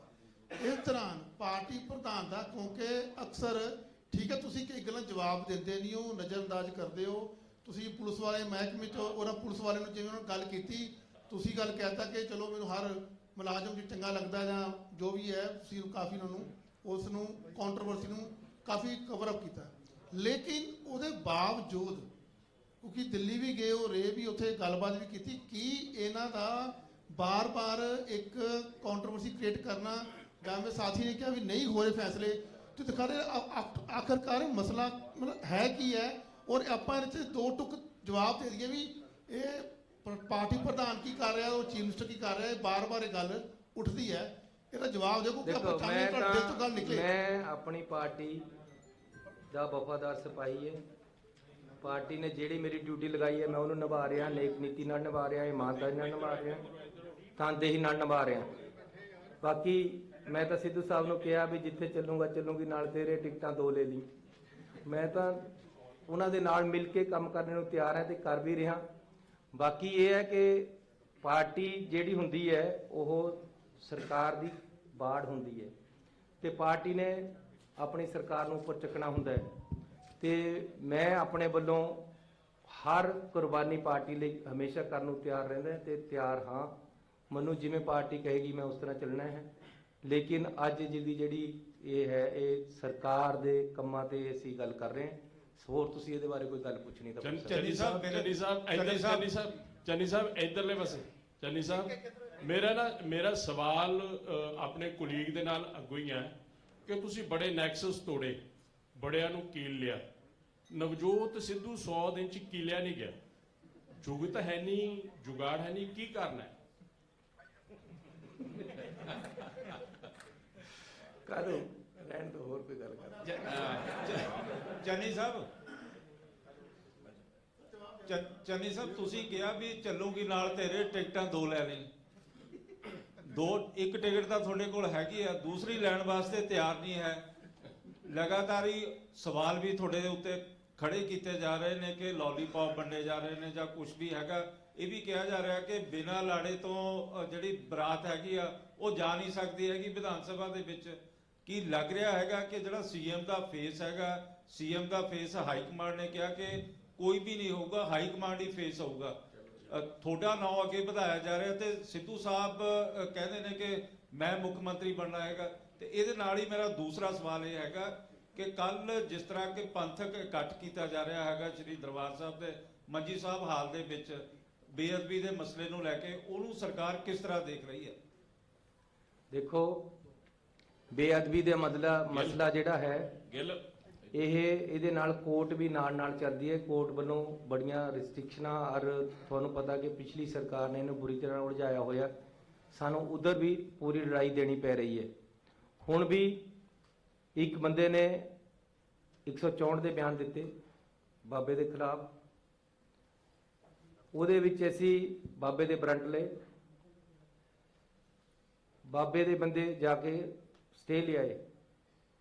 ਕੋਰਟ ਨੇ ਸਾਨੂੰ ਕਹਿਤਾ ਤੁਸੀਂ ਇਹਨੂੰ ਔਰ ਇਹਦੀ ਕਸਟੋਡੀਅਲ ਇੰਟਰੋਗੇਸ਼ਨ ਨਹੀਂ ਕਰ ਸਕਦੇ, ਜੇਲ੍ਹ ਜਾ ਕੇ ਪੁੱਛ ਲਓ। ਅਸੀਂ ਜਾ ਕੇ ਉੱਥੇ ਪੁੱਛਿਆ, ਜਿਹੜੀ ਸਿੱਟ ਹੈ ਉਹਨੇ ਜੋ ਮੈਨੂੰ ਦੱਸਿਆ ਗਿਆ ਸਿੱਟ ਵੱਲੋਂ, ਉੱਥੇ ਜਾ ਕੇ ਪੁੱਛਿਆ, ਉਹਨੇ ਸੈਟੀਸਫੈਕਟਰੀ ਜਵਾਬ ਨਹੀਂ ਦਿੱਤੇ। ਇਹ ਗੱਲਾਂ ਮੈਨੂੰ ਜੋ ਪਤਾ ਲੱਗੀਆਂ ਮੈਂ ਤੁਹਾਨੂੰ ਉਹ ਦੱਸ ਰਿਹਾ। ਉੱਥੋਂ ਟੀਮ ਨੂੰ ਪੁੱਛਣ ਗਏ, 3 ਵਾਰ ਟੀਮ ਨਹੀਂ ਮਿਲੀ। ਅਲਟੀਮੇਟਲੀ ਇੱਕ ਬਜ਼ੁਰਗ ਆਦਮੀ ਮਿਲਿਆ। ਹੁਣ ਫੇਰ ਬਾਬੇ ਤੋਂ ਅਸੀਂ ਕੋਰਟ ਵਿੱਚ ਕਿਹਾ ਕਿ ਸਾਨੂੰ ਇਹਦੀ ਕਸਟੋਡੀਅਲ ਇੰਟਰੋਗੇਸ਼ਨ ਦਿਓ। ਇਹ ਸਾਨੂੰ ਸਹੀ ਜਵਾਬ ਨਹੀਂ ਦੇ ਰਹੇ। ਅਸਲ ਦੇ ਵਿੱਚ ਇੱਕ ਹੋਰ ਵੀਡੀਓ ਘੁੰਮ ਰਹੀ ਹੈ। ਇੱਕ ਲੇਡੀ ਕਹਿ ਰਹੀ ਹੈ ਕਿ ਜੀ ਸੁਖਬੀਰ ਬਾਦਲ ਤੇ ਉਹ 3 ਬੰਦੇ ਜਿਹੜੇ ਭਗੌੜੇ ਇਹ ਆਪਸ ਦੇ ਵਿੱਚ ਇਕੱਠੇ। ਇਹ ਗੱਲਾਂ ਸਾਰੀਆਂ ਸਾਹਮਣੇ ਆਉਣੀਆਂ। ਸੁਖਬੀਰ ਬਾਦਲ ਦਾ, ਅਕਾਲੀ ਦਲ ਦਾ ਇਹਦੇ 'ਚ ਕਿਆ ਰੋਲ ਹੈ, ਬਾਬੇ ਦਾ ਕਿਆ ਰੋਲ ਹੈ, ਇਹ ਸਾਰਾ ਸਾਹਮਣੇ ਦਿਖ ਰਿਹਾ ਹੈ। ਲੇਕਿਨ ਇਹਨੂੰ ਸਾਹਮਣੇ ਲਿਆਉਣ ਵਾਸਤੇ ਅਜੇ ਕੋਰਟ ਦੀਆਂ ਅੜਚਣਾਂ ਹੈ। ਉਹਨਾਂ ਨੂੰ ਪਾਸੇ ਕਰਕੇ ਅਸੀਂ ਅੱਗੇ ਵਧ ਰਹੇ। ਸਿੱਟ ਅੱਗੇ ਵਧ ਰਹੀ ਹੈ ਇੰਡੀਪੈਂਡੈਂਟਲੀ। ਜੋ ਮੈਨੂੰ ਉਹਨਾਂ ਨੇ ਦੱਸਿਆ ਉਸ ਤਰੀਕੇ ਨਾਲ ਮੈਂ ਤੁਹਾਨੂੰ ਸਾਰੀ ਗੱਲ ਦੱਸ ਦਿੱਤੀ। ਮੁੱਖ ਮੰਤਰੀ ਸਾਹਿਬ ਇੱਧਰ ਤਰਲੋਚਨ ਹੋ ਮੁੱਖ ਮੰਤਰੀ ਸਾਹਿਬ, ਚੋਣ ਜਾਬਤਾ ਕਿਸੇ ਵੇਲੇ ਵੀ ਲੱਗਣ ਦੇ ਅਸਾਰ ਹੈ। ਚੰਨੀ ਸਾਹਿਬ ਕੋਲ ਕਿਹੜਾ ਇਦਾਂ ਦਾ ਕੋਈ ਟਾਰਗੇਟ ਹੈ ਵੀ ਜਾਂ ਵੱਡਾ ਸੁਪਨਾ ਜਿਹੜਾ ਚੋਣ ਜਾਬਤੇ ਤੋਂ ਪਹਿਲਾਂ ਤੋਂ ਹੀ ਲਾਗੂ ਕਰਾਉਣ ਲਈ ਯਤਨਸ਼ੀਲ? ਮੈਂ ਸਭ ਤੋਂ ਜ਼ਿਆਦਾ ਯਤਨਸ਼ੀਲ ਨੌਜਵਾਨਾਂ ਦੀ ਨੌਕਰੀ ਦਾ ਮਸਲਾ ਹੱਲ ਕਰਨਾ, ਉਹਨਾਂ ਦੀ ਪੜ੍ਹਾਈ ਦਾ ਤੇ ਉਹਨਾਂ ਨੂੰ ਅੱਗੇ ਵਧਣ ਦੀ ਸੋਚ ਜਿਹੜੀ ਆ ਉਹਦੇ ਪਿੱਛੇ ਕੰਮ ਕਰ ਰਹੇ ਹਾਂ। ਉਹਦੇ ਬਾਰੇ ਚ ਮੈਂ ਤੁਹਾਨੂੰ 4 ਤਰੀਕ ਨੂੰ ਦੁਬਾਰੇ ਪ੍ਰੈਸ ਕਾਨਫਰੰਸ ਕਰਾਂਗਾ ਤੇ ਅਸੀਂ ਪੱਕਾ ਕੋਈ ਕਾਨੂੰਨ ਔਰ ਗਰੰਟੀ ਲੈ ਕੇ ਆਵਾਂਗੇ ਜਿਹੜੇ ਕਿ ਯੂਥ ਨੂੰ ਅੱਗੇ ਵਧਣ ਵਾਸਤੇ ਔਰ ਉਹਨਾਂ ਦੀਆਂ ਨੌਕਰੀਆਂ ਵਾਸਤੇ ਫੈਸਿਲਿਟੇਟ ਕਰਾਂਗੇ। ਚੰਨੀ ਸਾਹਿਬ, ਤੁਸੀਂ ਪੱਤਰਕਾਰਾਂ ਦੇ 3 ਮਸਲੇ ਹੱਲ ਕੀਤੇ, ਉਹਦੇ ਲਈ ਅਸੀਂ ਤੁਹਾਡਾ ਧੰਨਵਾਦ ਕਰਦੇ ਹਾਂ, ਪਰ 2-3 ਮਸਲੇ ਹੋਰ ਅਹਿਮ ਨੇ। ਮੈਂ ਕਿਹਾ ਜੀ ਉਹ ਪਾਈਪਲਾਈਨ ਚ ਹੈ, ਉਹ ਮੈਂ ਕਹਿੰਦੇ ਨਾ ਨਹੀਂ ਕੀਤੀ, ਵੱਡੇ ਮਸਲੇ ਰਹਿ ਨਾ ਜਾਣ, ਨਹੀਂ ਰਹਿਣ ਦਿੰਦੇ। ਇਹ ਇੱਕ ਮਸਲਾ ਹੋਰ ਹੈ ਜੀ। ਇਸ ਦੇ ਨਾਲ ਅਗਲੀ ਜਿਹੜੀ 4 ਦੀ ਕਾਨਫਰੰਸ ਕਰਨੀ ਹੈ, ਅਸੀਂ ਚਾਹਾਂਗੇ ਕਿ ਤੁਸੀਂ ਪ੍ਰੈਸ ਕਲੱਬ ਕਰੋ, ਮਤਲਬ ਉਹਦੇ ਤੇ ਵੀ ਫੈਸਲਾ ਜਿਹੜਾ ਹੋਣਾ ਚਾਹੀਦਾ। ਇਸ ਦੇ ਨਾਲ ਹੀ ਇਹ ਤੁਸੀਂ ਵੱਖ-ਵੱਖ ਚਿਹਰਾ ਦਾ ਐਲਾਨ ਕੀਤਾ ਹੈ ਵੀ ਚਿਹਰਾ ਬਣਾਈਆਂ ਜਾ ਰਹੀਆਂ। ਇੱਕ ਮਤਲਬ ਬਹੁਤ ਵੱਡਾ ਪੰਜਾਬ ਦਾ ਸ਼ਹੀਦ ਹੋਇਆ, ਸ਼ਹੀਦ ਉਦਮ ਸਿੰਘ, ਉਹਦੀ ਚੇਅਰ ਦਾ ਰੌਲਾ ਪੈਂਦਾ ਰਿਹਾ, ਪਿਛਲੀ ਇਸ ਤੁਹਾਡੀ ਸਰਕਾਰ 'ਚ ਵੀ ਪੈਂਦਾ ਰਿਹਾ। ਪੰਜਾਬੀ ਯੂਨੀਵਰਸਿਟੀ ਦੇ ਵਿੱਚ ਚੇਅਰ ਬਣਨੀ ਸੀ, ਉਹ ਚੇਅਰ ਅਜੇ ਤੱਕ ਨਹੀਂ ਬਣੀ, ਉਹਦਾ ਕੀ ਕਾਰਨ? ਇਹ ਜੇ ਨਹੀਂ ਬਣੀ ਤਾਂ ਬਣਾ ਦਾਂਗੇ, ਪਰ ਤੁਹਾਡੀ ਅੱਜ ਮੈਨੂੰ ਗੱਲ ਜੱਜ ਗਈ ਕਿਉਂਕਿ ਸ਼ਹੀਦ ਉਦਮ ਸਿੰਘ ਦੀ ਬਹੁਤ ਵੱਡੀ ਕੁਰਬਾਨੀ ਹੈ ਔਰ ਉਹਨਾਂ ਨੇ ਕਿਤਾਬ ਦੇ ਵਿੱਚ ਰਿਵਾਲਵਰ ਰੱਖ ਕੇ ਲੈ ਜਾ ਕੇ ਕਿੱਡੀ ਸੋਚ ਔਰ ਜਿਹੜਾ ਅੰਮ੍ਰਿਤਸਰ ਦਾ ਬਦਲਾ ਉਹਨਾਂ ਨੇ ਉੱਥੇ ਜਾ ਕੇ ਲਿਆ, ਇਹ ਜ਼ਰੂਰ ਬਣਨੀ ਚਾਹੀਦੀ ਹੈ ਔਰ ਅਸੀਂ ਬਣਾ ਦਾਂਗੇ। ਸੀਐਮ ਸਾਹਿਬ, ਪਹਿਲਾਂ ਵੀ ਨਵਜੋਤ ਸਿੰਘ ਸਿੱਧੂ ਹੋਰਾਂ ਦੇ ਮੁੱਦੇ ਤੇ ਗੱਲ ਹੋਈ, ਆਖਿਰ ਕਮੀ ਕਿੱਥੇ ਹੈ ਕਿ ਨਵਜੋਤ ਸਿੰਘ ਸਿੱਧੂ ਸ਼ਾਇਦ ਵਿਰੋਧੀ ਧਿਰਾਂ ਨਾਲੋਂ ਜ਼ਿਆਦਾ ਸਵਾਲ ਚੁੱਕਦੇ ਆਪਦੀ ਸਰਕਾਰ ਦੀ ਕਾਰਗੁਜ਼ਾਰੀ ਉਹ ਤੇ, ਮਸਲਿਆਂ ਤੇ ਗੱਲ ਕਰ ਲਓ, ਜ਼ਿਆਦਾ ਕਾਰਗੁਜ਼ਾਰੀ ਤੇ ਲੋਕਾਂ ਦੇ ਮਸਲਿਆਂ ਤੇ ਗੱਲ ਕਰ ਲਓ। ਮਜੀਠੀਆ ਦੇ ਮਸਲੇ ਤੇ ਆਪਾਂ ਦੇਖ ਲਈਏ, ਉਹ ਕਹਿੰਦੇ ਨੇ ਕਿ ਪਰਚਾ ਦੇਣਾ ਕਹਿੰਦੇ ਕੁਝ ਨਹੀਂ ਹੁੰਦਾ, ਕਿ ਇੰਸਪੈਕਟਰ ਵੀ ਕਿਸੇ ਪਰਚੇ 'ਚ ਬੰਦੇ ਨੂੰ ਅੰਦਰ ਕਰ ਦਿੰਦਾ, ਉਹ ਆਂਦੇ ਮੇਰੇ ਕੋਲੇ ਪਾਵਰ ਹੋਵੇ ਤਾਂ ਮੈਂ ਇਹ ਕਰ ਦਿਆਂ। ਆਖਿਰ ਕਮੀ ਕਿੱਥੇ ਹੈ ਕਿ 3 ਮਹੀਨਿਆਂ ਦੇ ਵਿੱਚ ਸ਼ੁਰੂ ਤੋਂ ਲੈ ਕੇ ਅੱਜ ਤੱਕ ਦੇਖ ਲਈਏ ਆਪਸ ਦੇ ਵਿੱਚ ਕੋਆਰਡੀਨੇਸ਼ਨ ਕਿਉਂ ਨਹੀਂ ਹੋ ਪਾ ਰਿਹਾ? ਮੈਂ ਇੱਕ ਗੱਲ ਕਰਨਾ ਚਾਹੁੰਦਾ ਹਾਂ ਕਿ ਕਿਸੇ ਕ੍ਰਿਮੀਨਲ ਨੂੰ ਫੜਨ ਦਾ ਤਰੀਕਾ ਕੀ ਹੈ। ਕਿਸੇ ਕ੍ਰਿਮੀਨਲ ਨੂੰ ਜੇ ਕਿਸੇ ਨੇ ਕੋਈ ਕ੍ਰਾਈਮ ਕਰਿਆ, ਉਹਨੂੰ ਤੁਸੀਂ ਸਭ ਤੋਂ ਪਹਿਲਾਂ ਤਾਂ ਪਰਚਾ ਹੀ ਦੋਗੇ ਨਾ, ਜਿਹੜੀ ਉਹਨੇ ਗਲਤ ਗੱਲ ਕਰੀ ਹੈ। ਔਰ ਅਸੀਂ ਤਾਂ ਪਰਚਾ ਵੀ ਕੋਰਟ ਦੀਆਂ ਹਦਾਇਤਾਂ ਤੇ ਕੀਤਾ ਹੈ। ਕੋਰਟ ਨੇ ਜਿਹੜੀ ਐਸਟੀਐਫ ਹੈ ਉਹਦੇ ਹੈੱਡ ਨੂੰ ਕਿਹਾ ਕਿ ਸਾਨੂੰ ਇਸ ਦੀ ਚੀਜ਼ ਦੀ ਰਿਪੋਰਟ ਦਿਓ, ਇਹਦੀ ਇਨਵੋਲਵਮੈਂਟ ਕਿਹਦੀ ਕਿੰਨੀ ਹੈ। ਉਹਦੇ ਵਿੱਚ ਉਹਦੀ ਇਨਵੋਲਵਮੈਂਟ ਆਈ, ਉਹਨਾਂ ਨੇ ਕੋਰਟ ਵਿੱਚ ਜਮ੍ਹਾਂ ਕਰਾਈ। ਕੋਰਟ ਨੇ ਕਿਹਾ ਤੁਸੀਂ ਇਹਦੇ ਤੇ ਕਾਰਵਾਈ ਕਰੋ। ਹਾਈ ਕੋਰਟ ਦੇ ਆਦੇਸ਼ ਹੈ, ਹਾਈ ਕੋਰਟ ਦੇ ਆਦੇਸ਼ ਪਰ ਅਸੀਂ FIR ਕੀਤੀ ਹੈ।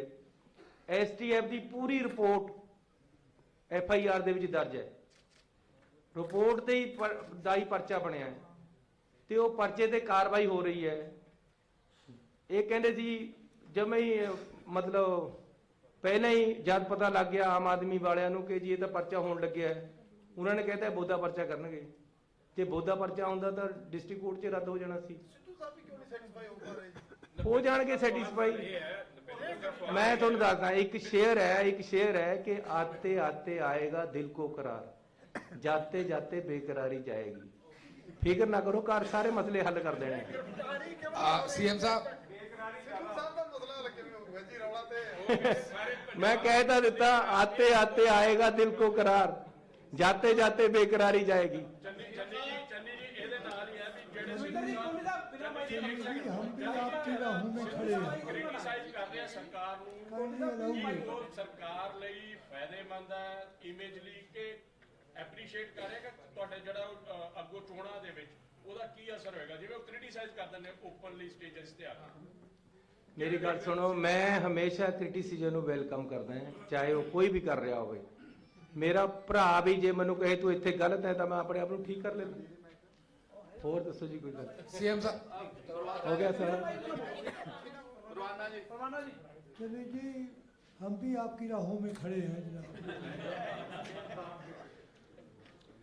ਨਹੀਂ, ਇਹਦਾ ਅਸਲੀ ਸ਼ੇਰ ਕੀ ਹੈ ਜਿਹੜਾ ਤੁਹਾਡੇ ਵਾਸਤੇ ਉਹ ਬਣਦਾ? ਤੁਸੀਂ ਮੈਨੂੰ ਇਹ ਕਹਿ ਸਕਦੇ ਹੋ ਕਿ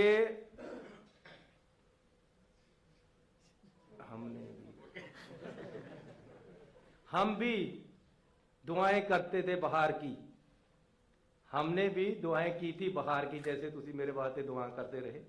हमने भी दुआएं की थी बहार की, है बागवां हमारा भी हक है बहार पर। ਤੁਹਾਡਾ ਪੂਰਾ ਹੱਕ ਹੈ ਜੀ ਬਹਾਰ ਪਰ, ਹੁਕਮ ਕਰੋ। Sir I have 2 question. ਹੁਣ ਜੇ ਮੈਂ ਕਹਤਾ ਮੈਨੂੰ ਸ਼ਾਇਰੀ ਵੀ ਆਉਂਦੀ ਹੈ ਤਾਂ ਉਧਰ ਤੇ ਰੌਲਾ ਪੈ ਜਾਣਾ, ਦੇਖਿਓ ਕਿਤੇ। ਹਾਲਾਂਕਿ ਮੈਂ ਪ੍ਰੋਮਪਟਲੀ ਜੋ ਮੈਨੂੰ ਸਾਹਮਣੇ ਆ ਰਿਹਾ ਮੈਂ ਕਰ ਰਿਹਾ। ਹਾਂਜੀ, मेरा पहला क्वेश्चन जनाब ये है कि पिछले 2 farmer chief minister Sardar Parkash Singh Badal, captain Amarinder Singh, उन्होंने as chief minister in Chandigarh अपनिया रिहायश लई गालबन 2 कोठियां संभाल रखियां सन जी। काइंडली टैल अस कि तुसी उन्हां चों कोई एक नूं खाली कर लिया है खर्चे घटाउण लई, टौल घटाउण लई अपनी जो कोई भी है, एक कोठी च रहिंदे हो या पहलियां दी तरह 2 कोठियां दे विच ही हो। देखो, मैं कहना कि कैप्टन अमरिंदर सिंह जी और पुराने जिन्हें सीएम रहे, इन्हां पास OSD की इन्नी फौज सी कि खर्चे उन्हां विच बहुत हो जाते सी। मेरा कोई OSD नहीं है।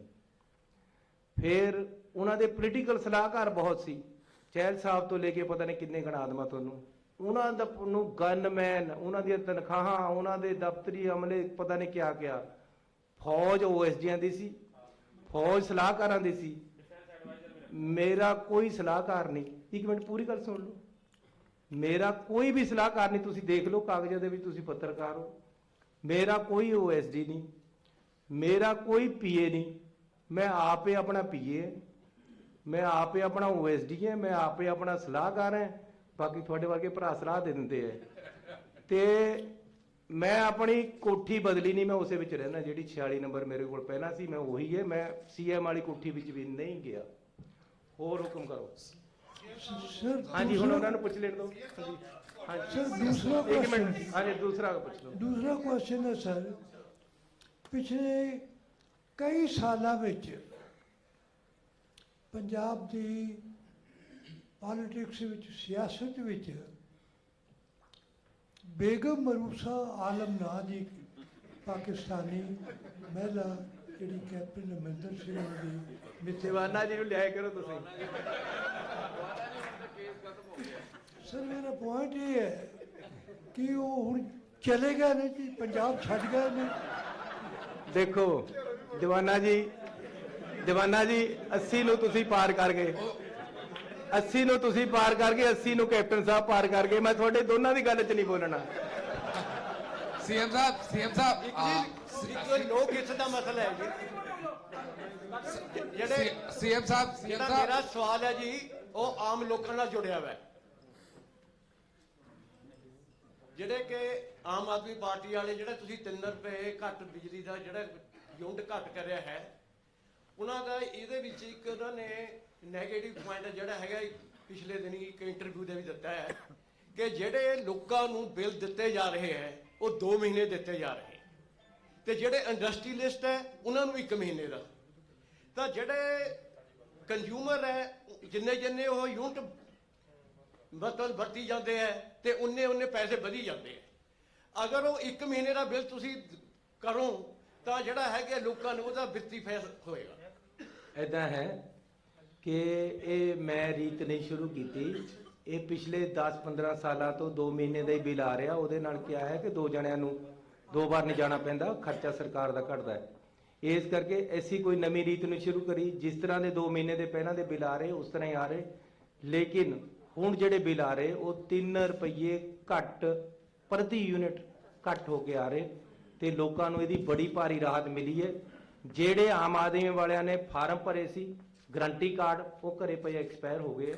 ਇਸ ਕਰਕੇ ਵੀ ਥੋੜਾ ਜਿਹਾ ਉਹਨਾਂ ਨੂੰ ਲੱਗਦਾ ਵੀ ਕੰਮ CM साहब CM ਸਰਕਾਰ ਨੇ 2% ਦਾ ਬਿਜਲੀ ਦਾ ਲਿਆ ਜਾ ਰਿਹਾ। ਆ ਮੇਰੇ ਕੋਲ ਬਿੱਲ ਹੈਗਾ, ਦਿਖਾ ਦਿੰਦਾ। ਇਹ ਕੋਈ ਅੱਜ ਦਾ ਨਹੀਂ ਲਿਆ ਜਾ ਰਿਹਾ। ਕੋਈ ਗੱਲ ਨਹੀਂ, ਮਰੰਡੇ, ਮੈਂ ਵੀ ਮਰੰਡੇ ਦਾ ਹੀ ਹਾਂ, ਤੁਸੀਂ ਵੀ ਮਰੰਡੇ ਦੇ ਹੀ ਹੈ, ਆਪਾਂ ਇਕੱਠੇ ਹੀ ਰਹਿੰਦੇ ਹਾਂ ਉੱਥੇ। ਇਸ ਕਰਕੇ ਇਹ ਕੋਈ ਨਵੀਂ ਨਹੀਂ ਲੱਗਿਆ ਹੈ, ਇਹ ਬਲਕਿ 10% ਸੀ, ਇਹ ਘਟਿਆ ਹੈ। ਸੋ ਮੇਰਾ ਖਿਆਲ ਹੈ ਹੁਣ ਸਾਰਿਆਂ ਦਾ ਬਹੁਤ ਬਹੁਤ ਧੰਨਵਾਦ। CM साहब CM साहब सीएम साहब, पिछले दिनों ना काफी घटनाएं हो रही हैं। अगर लुधियाना ब्लास्ट की बात करें या पटियाला में भी, सीख फॉर जस्टिस और प्रो खालिस्तानी ऑर्गेनाइजेशन बहुत इन्वॉल्व हो रही है पंजाब में। उसको लॉ एंड ऑर्डर मेंटेन करने के लिए पंजाब सरकार क्या कुछ कर रही है? और मेरी बात सुनो। CM साहब मेरा भी इसके साथ ही है कि the way investigation has already been carried out in bomb blast in Ludhiana, all the links are from Pakistan. What we are doing, what strategy we are adopting for the upcoming elections? देखो, कहते सरहद पे चुनाव तनाव है क्या, जरा पता तो करो चुनाव है क्या। ये राहत अंधारी का शेर है। ਜਦੋਂ ਚੋਣਾਂ ਆਉਂਦੀਆਂ ਤਾਂ ਇਸ ਤਰ੍ਹਾਂ ਦੇ ਕੁਝ ਲੋਕ ਸਰਗਰਮ ਹੁੰਦੇ ਆ, ਇਦਾਂ ਦੀਆਂ ਸਰਗਰਮੀਆਂ ਕਰਦੇ। ਪਿਛਲੀ ਚੋਣਾਂ ਦੇ ਵਿੱਚ ਵੀ ਇੱਕ ਪਟਾਕਾ ਚੱਲਿਆ ਸੀ, ਲੇਕਿਨ ਇਹ ਜਿਹੜਾ ਲੁਧਿਆਣੇ ਦੇ ਵਿੱਚ ਬਲਾਸਟ ਹੋਇਆ, ਇਹਦਾ ਅਸੀਂ ਬੰਦਾ ਸ਼ਨਾਖਤ ਕਰ ਲਈ ਹੈ ਜਿਹੜਾ ਉੱਥੇ ਮਰਿਆ, ਜਿਹਨੇ ਬਲਾਸਟ ਕੀਤਾ। ਉਹ ਖੰਨੇ ਦੇ ਕੋਲ ਦਾ ਇੱਕ ਪੁਲਿਸ ਕਰਮਚਾਰੀ, ਜਿਹੜੇ ਨੂੰ ਪੁਲਿਸ ਨੇ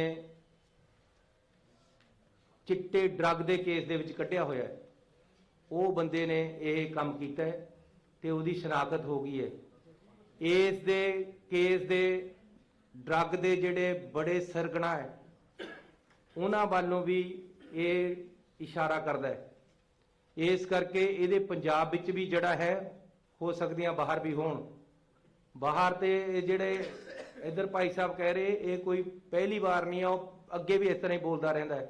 ਇਹਦਾ ਸਾਡੇ ਤੇ ਕੋਈ ਬਹੁਤਾ ਅਸਰ ਨਹੀਂ ਹੈ, ਲੇਕਿਨ ਪੰਜਾਬ ਸਰਕਾਰ ਲਾਅ ਐਂਡ ਆਰਡਰ ਤੇ ਪੂਰਾ ਕੰਟਰੋਲ ਹੈ ਤੇ ਕਿਸੇ ਤਰ੍ਹਾਂ ਦੀ ਵੀ ਕੋਈ ਡਰ ਦੀ ਭਾਵਨਾ ਨਹੀਂ ਹੋਣੀ ਚਾਹੀਦੀ, ਨਾ ਹੀ ਹੈ ਤੇ ਨਾ ਹੀ ਅਸੀਂ ਰਹਿਣ ਦੇਵਾਂਗੇ। ਹਰ ਤਰੀਕੇ ਨਾਲ ਪੰਜਾਬ ਸਰਕਾਰ ਸક્ષਮ ਹੈ ਹਰ ਤਰ੍ਹਾਂ ਦੇ ਖਤਰੇ ਦੇ ਨਾਲ ਜੂਝਣ ਵਾਸਤੇ। ਤੇ ਅਸੀਂ ਸਾਰਿਆਂ ਨੂੰ ਮੈਂ ਬੇਨਤੀ ਕਰਨਾ ਚਾਹੁੰਦਾ ਹਾਂ ਕਿ ਆਪਸੀ ਭਾਈਚਾਰਾ ਸਾਡਾ ਹਮੇਸ਼ਾ ਤੇ ਬਣਿਆ ਹੋਇਆ, ਇਸੇ ਤਰ੍ਹਾਂ ਬਣਿਆ ਰਹਿਣਾ ਰਹੇ ਤੇ ਕੋਈ ਘਬਰਾਉਣ ਦੀ ਲੋੜ ਨਹੀਂ ਹੈ। ਅਜਿਹੇ ਬੰਦੇ ਦੇਸ਼ ਨੂੰ ਹਮੇਸ਼ਾ ਕੋਸ਼ਿਸ਼ ਕਰਦੇ ਰਹਿੰਦੇ ਆ ਡਿਸਟਰਬ ਕਰਨ ਦੀ, ਲੇਕਿਨ ਦੇਸ਼ ਸਾਡਾ ਏਕਤਾ ਔਰ ਅਖੰਡਤਾ ਦੇ ਨਾਲ ਮਜ਼ਬੂਤ ਹੈ ਤੇ ਅਸੀਂ ਮਜ਼ਬੂਤੀ ਦੇ ਨਾਲ ਹੀ ਰਹਾਂਗੇ ਤੇ ਇਸੇ ਤਰ੍ਹਾਂ ਅੱਗੇ ਵਧਦੇ ਰਹਾਂਗੇ। ਬਹੁਤ ਧੰਨਵਾਦ।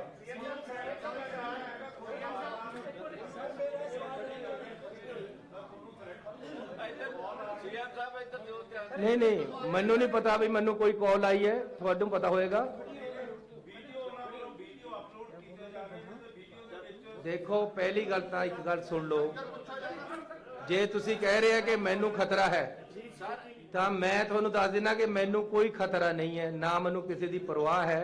गलत आंसर दी, जेडे चंगे आंसर है उन्होंने मैं हमेशा परवाह करता। आप हुण बाकी मिलके कर लेने गल्लां।